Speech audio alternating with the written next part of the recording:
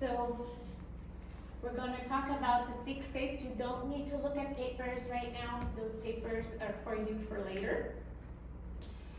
So we have the sweet taste. And can you give me examples of sweet taste? Foods that are sweet. Strawberry. Orange. Strawberry, but what is the primary taste of strawberry though? It's sour. Sour, right. I would say dates. Dates, very good. Figs. Hmm? Figs. Figs are sweet. Bananas, when they are ripe. So bananas, when they are not ripe, they are more Astringent. very good. Wow. Astringent, right? So foods have this combination of things that you taste 1 or 2 or 3 tastes at once, right?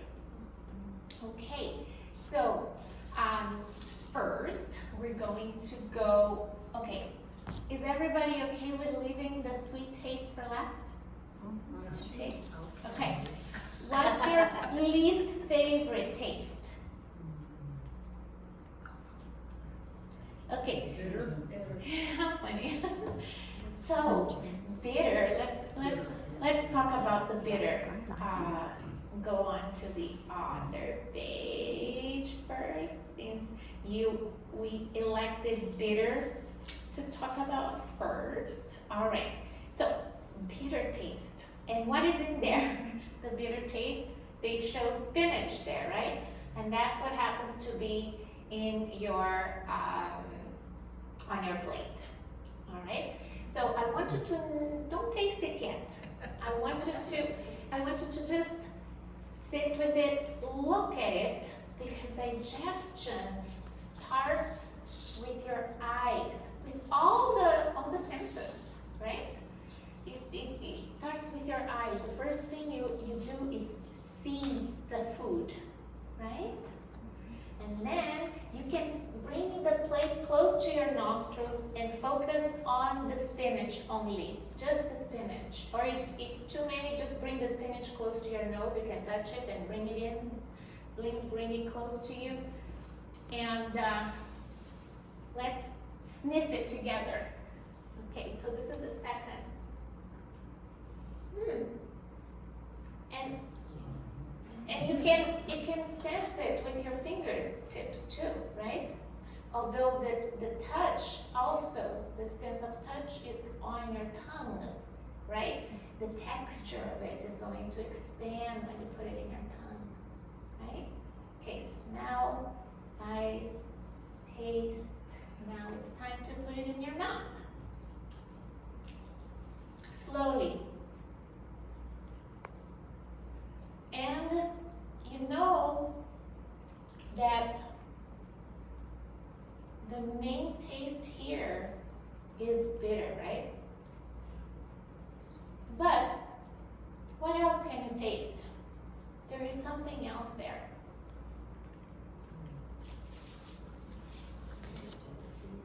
To me, it tastes a little salty. I don't know for you.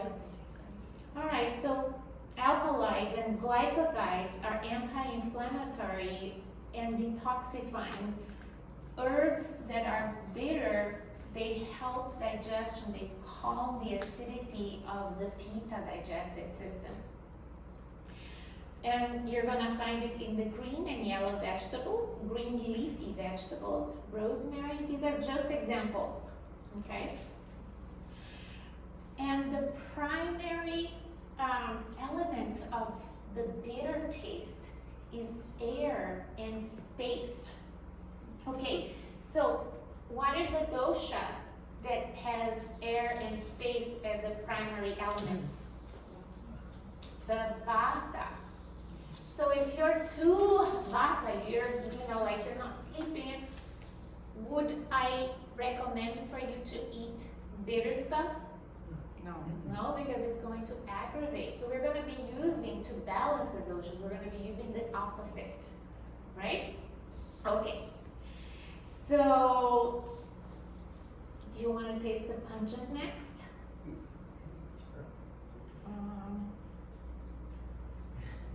Pungent is the ginger.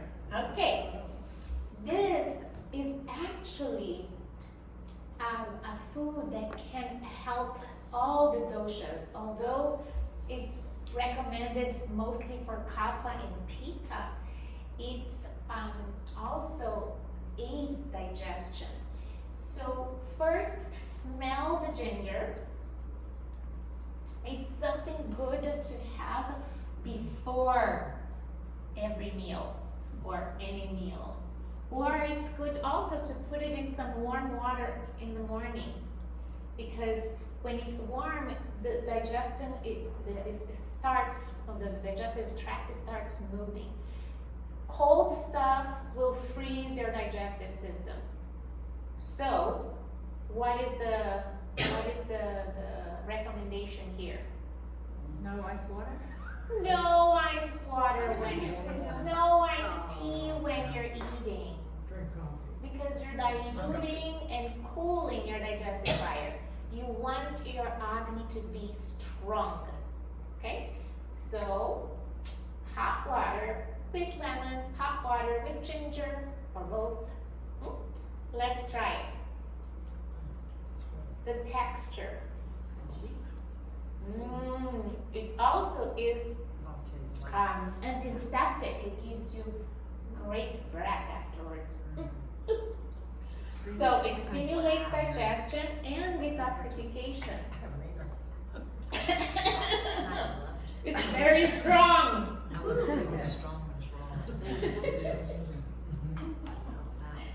So it's strong. What are the elements? Oh my gosh. What are the elements? Fire. Fire? This is so hot. Fire. Alright. So water, fire and air. And what am I doing to cool it off? Water. Kombucha. No, that's not kombucha. Coconut is cooling. Okay. What's the next taste that you would like to try? Seems like it's coming towards the salty, right? Okay. You have two things that are salty on your plate. What do you see? Celery and pretzel. Yeah. Of course, I would choose the celery. The pretzels are pretty good too. All right. Both of them have the salty taste. That's what's in common, right? The pretzel has a little bit of sweet taste to it. But the sweet taste, it's not necessarily because there's sugar there. It's because all the flours, the refined, like wheat flour, and even oats, any flour, tapioca flour, starches are considered sweet. So it has the sweet taste. Now I want you to compare. Let's try a piece of celery, and then let's try a piece of pretzel.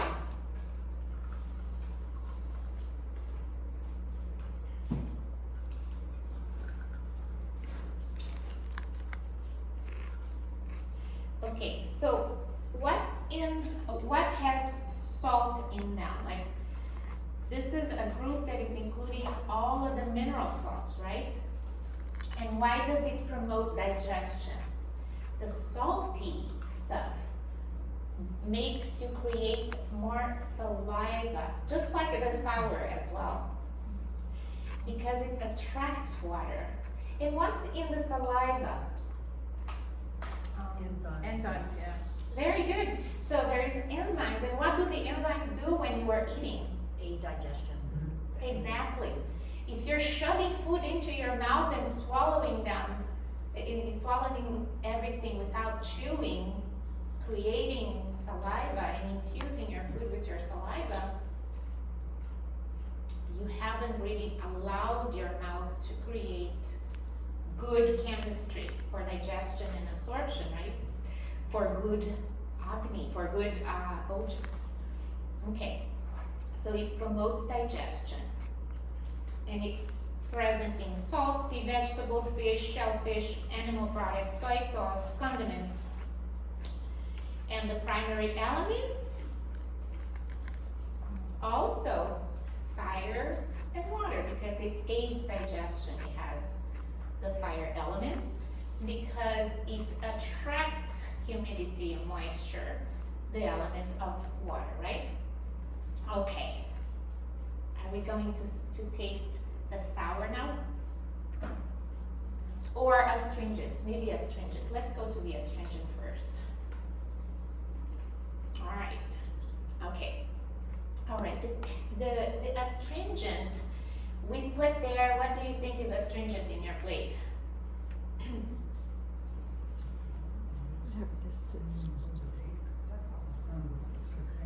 So what is what do you think is the astringent taste? What happens in the mouth when we put something that is astringent?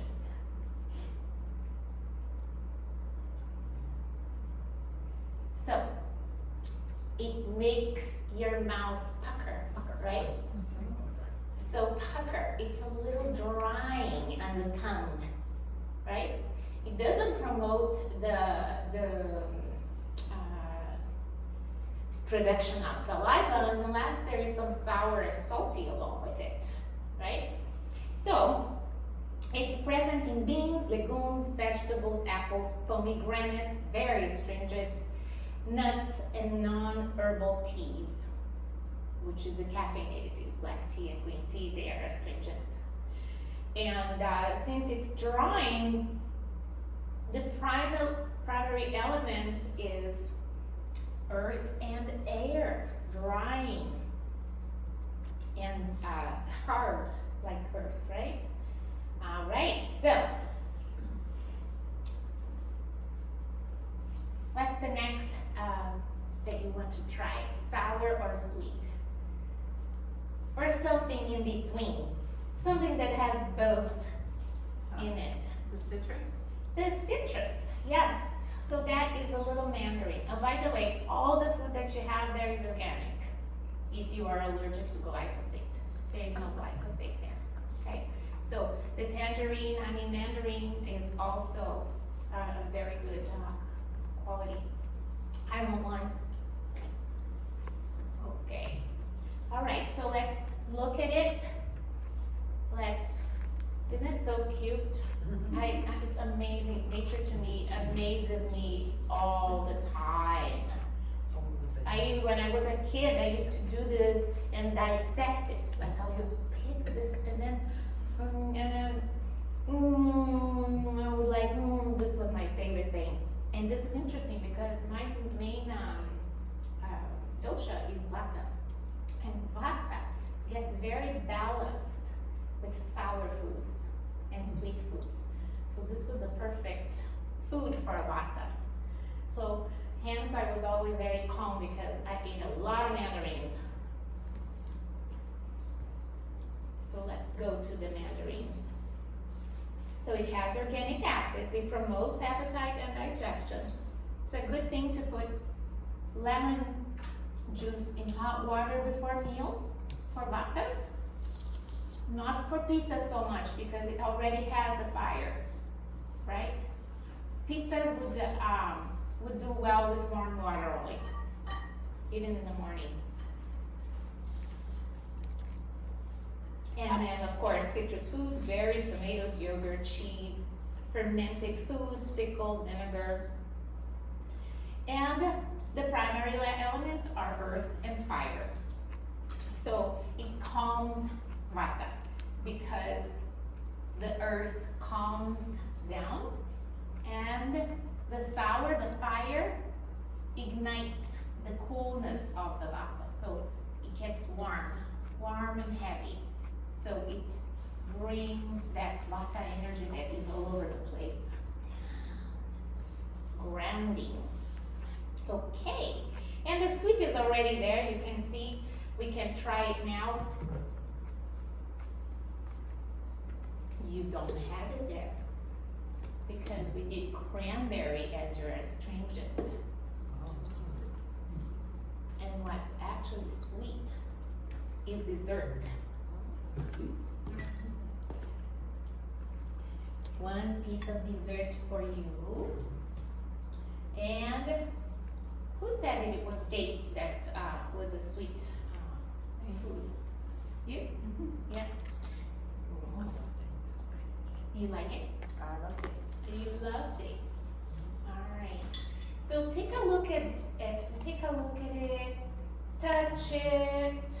Smell it. So we use all the senses to digest everything. And everybody gets some sweet stuff. This is too small. Let's get you a little more bigger. Any size. There is more later, everybody, if you want it. Oh, you don't want it. This is the sweet taste. All right, did you get it? Both of you? Yeah? So, did you feel the texture? It's smooth, it's heavy, sweet is grounding. So we have, it's the most nutritive or nourishing food. It builds tissue. And it's what brings the dosha, kapha, more up. It enhances the kapha dosha. It brings more, it builds tissues, it builds muscles. If we overdo it, what else builds? Fat, right? If we don't move much, it's more fat than muscle. If we move a lot, then it builds the muscles too. And it builds tissues all the way to the bones. And it's mostly the main dish. I mean, if we put a plate of, your actual plate will show that the majority will be sweet. So kaphas need to be very careful. They have to enhance a little bit more of the other elements on the plate so that they get more calm and less aggravated. Okay. Any questions with all the tastes? Did you enjoy this exercise? Was it delicious? Yes. All right, so let's talk about vata. I'm gonna continue because since I already started talking about how to balance the doshas, we're going to just review here vata. Vata's the biggest quality is movement, right? It has space and air. So to promote a healthy vata that doesn't get aggravated, we feed vata or favor with sweet, sour, and salty, right? We reduce the pungent, the bitter, and the astringent. Although we have to have all the 6 tastes in every meal, I'll at least add the 6 tastes throughout the day. More sweet, sour, and salty for those people that have like small structure, small bones, small muscles are always going everywhere. To balance that, they need to reduce pungent, bitter, and astringent. So because it's cooling, because of the air, it's always cold, a vata person is always cold, they tend to need to be bundled up all the time. You can feed them, or you can feed yourself if you're a vata, warm, oily, heavy, grounding foods to reduce dryness, digestive imbalances, and emaciation.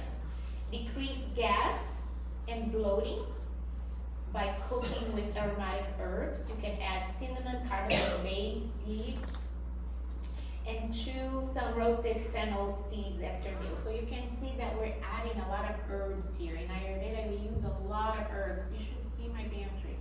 My God, it's very colorful. And And I made something here for you today with all the 6 tastes. So we're going to taste that. Let me see if it's, yay, it's ready. Okay. And, okay, going on. Any questions about Vata? Do you feel like you are a Vata? You have a sheet of a shopping list and a sheet that has a balancing Vata. The balancing your doshas. We have the shopping list. You can, since we're talking about the doshas, we are looking at this sheet here, okay? If you wanna follow. Otherwise, you listen to me and take this home for you to look at it later if you prefer to have more focus on what I'm saying first, okay? And then the next one, remember Pitta has the fire and steam elements together. So to balance that, so there isn't a lot of heartburn or inflammation in the gut, IBS, and all of that, then they need to favor sweet, bitter, and astringent. Makes sense, huh? When there is too much fire and water, you need to add air and some space and some cool water, cold, heavy, and earth, heavy, cooling, right? And of course reduce pungent, sour, and salty because these 3 tastes have the element of fire in them. So we don't want to fan the fire. We want to balance it. Include cool foods, liquid. What's an example of a cool food? Cucumber? Yes. Yeah. How does everybody know that? How about a fruit? Watermelon? Mm-hmm. And they are in the same family. They make you burp the same way, right? Okay, so cool foods, liquids to reduce inflammation, heartburn, irritability, rashes. So these things are alleviated with cooling herbs. So we have cumin, coriander, fennel, and cilantro. Coriander is the seed of the cilantro. If you know, it's the same thing. But coriander is the little balls, the seeds, and the cilantro is the leafy green thing. Very detoxifying, excellent. And very good for heartburn. If you chew on fennel seeds, if you have a Pitta imbalance or if you are a Pitta person, chewing on fennel or having the CCFT, which we are going to see in one of the sheets. The CCFT is cumin, coriander, and fennel. And we blend them all in hot water. Like we put 16 to 20 ounces of water in a pot. And we put a teaspoon of these 3 herbs. And if you have 3 different, you put just like a little bit so it forms equal amounts of each herb. You cook it or simmer for 5 minutes. Turn it off, steeping for another 5 minutes, and you can sip that throughout the day. If you have heartburn, if you have digestive issues, or if your Pitta is out of balance. It's excellent, excellent. And then we come down to Kapha here, and Kapha has water and earth, heavy, cooling, right?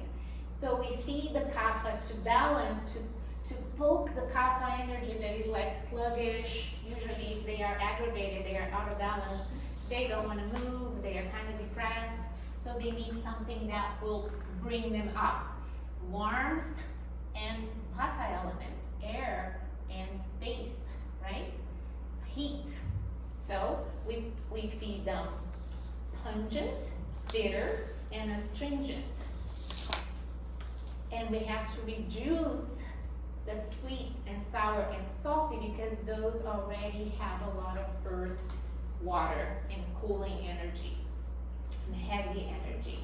So we have to include more light, dry, warm foods to reduce weight, congestion, allergies, fluid retention, and sluggishness.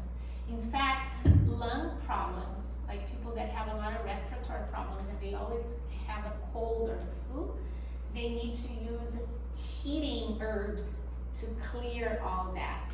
If you do that, you warm up the body and your body gets rid of the flu. And that's why the old grandma recipe with hot water, with ginger and lemon and cayenne pepper and a little bit of honey, just a little bit of honey. Honey is the least ingredient, but it's like an elixir to bring it back. You can heal a cold very quickly if you take good care of your body because it raises the metabolism and it also raises your immune system gets strong. All right. So kindle the digestion with some freshly sliced ginger before meals. That's amazing. And obviously, we need to put some color on our plate. Who likes to eat all the colors of the rainbow? And I'm not talking about Skittles. No food coloring here, artificial food coloring. I'm talking about the real stuff, whole foods. Look at how beautiful our nature is. All right, so we have to eat every day. We have to eat white, yellow, orange, red, purple, green, even if it's not in the same meal. Make sure that you're getting all of that in your diet every day. And of course, cooking foods in the winter especially is easier to digest and absorb than raw foods because heat, as we said before, already started the transformative process, the digestive process, right? Okay, so this is something for us to look at it later, and there is a sheet with a shopping list there. And so as we were saying, so we eat a variety of colorful foods to receive a broad spectrum of nutrients. The deeper the pigments, the better. It's like the superfoods are super colorful, right? They have a lot of antioxidants. And if you cook with color to add visual appeal, it's like you make a plate with all little, like when you make that salad with all the colors, it's so beautiful. Or if you make a plate with different dishes that go together really well. All right, because you're adding phytonutrients to your diet. What are phytonutrients? They are the phytochemicals that are crucial to feed all the way through every single tissue into the cells. And then you receive nourishment, you have vital energy, you have good ojas, they have a clear mind. Okay, so what are the benefits of eating phytonutrients? Look at that. Look. So, protection against oxidative damage. So you fight the free radicals. You decrease risk of cancer and heart disease. And the easiest way to get more phytochemicals is to eat more fruit and vegetables because they are abundant, especially here in Southern California, right? All right, so when you're eating, we just did a very nice exercise on tasting, right? When you're eating, what's important in a meal? When you're having a meal, what's important? That you have calm, there is no stress, right? You have a space to sit, to eat. Standing won't do it. You need to sit and eat. No multitasking. It's eating time, okay? So, and pay attention to the hunger cues before you begin eating. That will calibrate the amount of food that you eat. And if you're too hungry, just put that amount of food that you would when you were not hungry. Eat it, wait 20 minutes, and then you will see if you're still hungry or not. You probably won't be, because it takes 20 minutes for your brain to realize that you're full.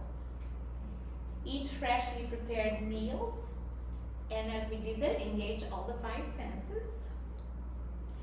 And eat your biggest meal in the middle of the day. Why? Because the sun is still up, the fire is still up. Your digestive fire with the sun is, they are related. So this is the solar plexus. Why do we call it the solar plexus? Because it's where digestion occurs, right? Be present with your food. Find a comfortable environment, a peaceful one, and focus your attention on the sensations of eating. It can be delightful. With the simplest ingredients, you can enjoy every bite. Sit down to eat and enjoy your food. Avoid overeating. Leave room for digestion. Just like a washing machine, we cannot pack it with clothes because it's not going to get washed. You need to leave room for it to be washed and rinsed, right? The same with digestion. You need to leave some room in the stomach. Don't overfill it. And reduce ice cold foods and beverages, because those things will kill your digestive fire, as we know. And sit quietly for a few minutes after we eat. It would be so nice if we gave ourselves that time, right? So, enlivening your health, this is just a recap of the class, so we can keep our agni strong. How do we keep it strong? Eat. Balance your food. Yes. Right. Healthy, fresh food, sitting quietly to eat, enjoy your meal, having good habits, and usually a good, consistent time would be great. Include all the Cups. 6 tastes. What are the 6 tastes? Salty, sweet, sour, pungent, and astringent. Very good. All right. Everybody knows it. I'm glad. Eat mindfully and tune into your body. Notice which mindful eating tips are spontaneous and which are required more attention. So what are the things that you're not doing that you could incorporate in your daily routine? And then eat one meal. And this is a homework. One meal this week. Of course, you can do more, and it would be great if you can. But start with one meal this week. Eat it in silence, sitting in a calm place. Be fully present and chew your food.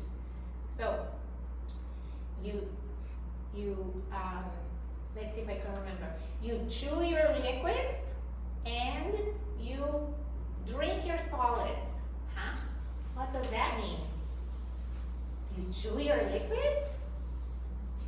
You have to infuse your liquids, everything that you put in your mouth anyway, with saliva. So you're still chewing your liquids before you swallow. And you drink your solids because you chew with a lot of saliva, infusing it with the enzymes, and then you swallow. Okay. So, I wonder if you guys have any questions. And I want you to take a look at all the paperwork that we put on the table for you to see if you need anything else. There is recipes that we can email to you.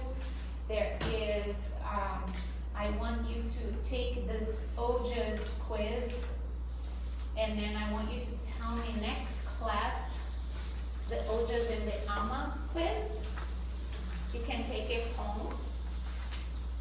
And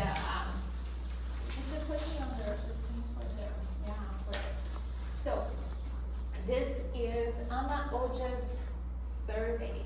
So what are you going to do here? You're going to see if your digestion is doing good or not by answering or checking, putting a check mark on each one of those. Okay, this is homework. And the other homework is try to eat one meal this week, or one meal every week, or 3 meals a week in silence. You can even have people around, but invite them to do the same. And have a mindful meal. All right, so I wonder if you guys have any questions. I do. Yes. A few slides back, it had the term freshly prepared meals. Uh-huh. Could you address your thoughts on the difference between, like, if you don't have time or versus making a big pot of soup and maybe you freeze some and you, like, I know raw is Sure. and fresh is best. So the question is, how much time you can spend in your kitchen preparing meals, freshly made meals, right? Versus making enough to freeze for somebody that's super busy. Well, or putting some in the fridge, right? So ideally, when you prepare a meal, you can prepare it to be consumed in 24, maybe 48 hours. The food starts rotting, even if it's like cooked, that you feel like, oh, that's gonna last a long time. It really doesn't. It starts decomposing. Freshly made foods without any preservatives, right? Of course, it's better to freeze some rather than buying processed foods, industrialized foods. It's always better, and you have to consume it within 3 months. But there is also another thought there. If you involve, or if you bring everyone that you're cooking for into the kitchen with you, you chop, you take the pots, you're gonna be washing the dishes while we do that, or, if people get involved in the process of cooking, they value that food.